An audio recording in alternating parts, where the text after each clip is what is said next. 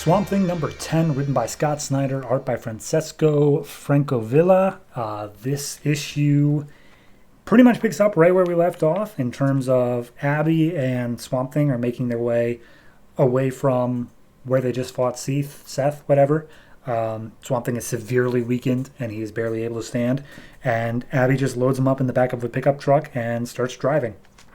And this entire thing, the entire sequence of them getting away, is interspersed and overrun with narration and just these horrifying first-person camera angles of this figure just talking to the viewer, saying like, hey, are you there? Are you still alive? Don't worry, I'm not going to kill you yet because I want you to hear this.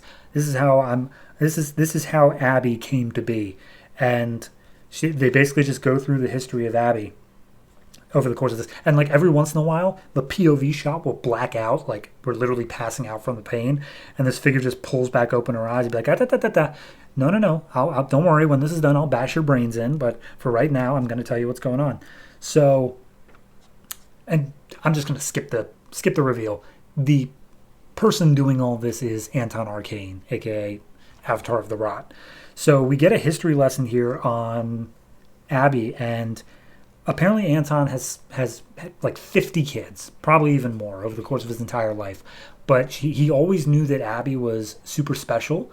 And the reason why is that when she was young, she was reaching out with her powers through like the rot and found this little, like just a tumor, just a itty bitty tiny little tumor in her mother's brain, and was just playing with it, which ended up killing her mom when she was like only a few months old. And we see her as a toddler just eating this lollipop on the lap of her dead mother. And, you know, so the authorities just thought that, oh, she died of her tumor in her brain. But Anton knew that it was Abby reaching out with the rot. And we get this shot of Abby just hauling ass in this truck across the grasslands. And she passes by this roadkill dog or deer or something like that. And it sits up and peers over at Abby for a second, but then Abby uses some amount of her green ability, whatever that may be, in order to like build a protective thing around the truck of flowers. And then the narration continues over top saying like, I took her back with me, I showed her how the rot works, and she keeps on fighting against it, but she knows, deep down she knows that that is the place for her, that she belongs in the rot, not the green. So then we finally get the shot of Anton. It's like, well, that's it, that's the story. So now I'm going to kill you, and then I'm going to kill her. And he just bashes the head in of the viewer. And then we cut over to the swamp, and Abby pulls up and she pulls off the tarp that was covering up Swamp Thing, and he's like, you are looking terrible. And he's like, you should see the other guy. And she leads him over into the swamp outside of the Arcane house, because they are at the Arcane house.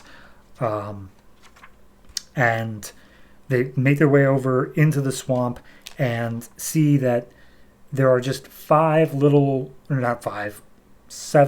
spindles of like saplings coming up out of the swamp. And apparently Swamp Thing, when he became Swamp Thing, despite the fact the Parliament was burning, he reached deep into the green, found their essences, pulled them back from the brink of like just death or whatever it would have been, and planted them here, brought them here.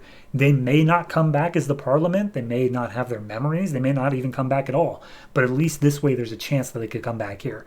So Swamp Thing needs to go into this swamp in order to heal up. But while he does so, he will be completely unable to like move. He will be stuck there, plant life wise, until he heals up entirely. So even if Abby needs his help, he won't be able to. And Abby gives him a kiss and says, you go ahead and take a nap. So Swamp Thing wades out into the water and starts resting. Abby makes her way into the house. And then we see this shadow looming over Swamp Thing from above, and we see that it's Anton. And it turns out that entire monologue, the entire thing of him like looming over this being, was him looming over Swamp Thing, saying all that stuff. So then Abby goes inside, takes a look around, and hears floorboard creak behind her, pulls out her gun and is ready to fire. And then we see that she is immediately overrun by what she calls unmen, which I assume are rot-infected humans. And she's like, unmen? Oh God, that means it's you. And outsteps Anti-Arcane, who says, yes, I'm here, I've killed your creature, and I'm here to take you home. And that's how it ends.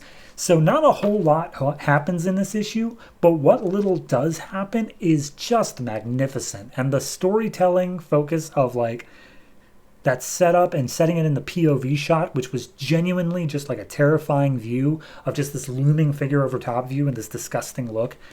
I mean, it's great. It's fantastic. It's the only reason that I would fault it at all is, like I said, it doesn't do a lot. It gets us to a certain point, but it doesn't like have any major events really happen. Unless he did actually kill Swamp Thing, in which case, yeah, that's kind of a thing. But no, it's great. I'm going to go ahead and give this one a... Honestly, I got to give it an 8.5. It's solid storytelling. It looks fantastic. This 2-page spread of Swamp Thing wading into the swamp to heal is... I don't even know what it is about it. I can't point to any one thing, but it's just fantastically well done. No words at all are spoken, but it says so much. So, loving this, as I have been, and I can't wait to see how Swamp Thing probably didn't die because, he was in a swamp doing his thing.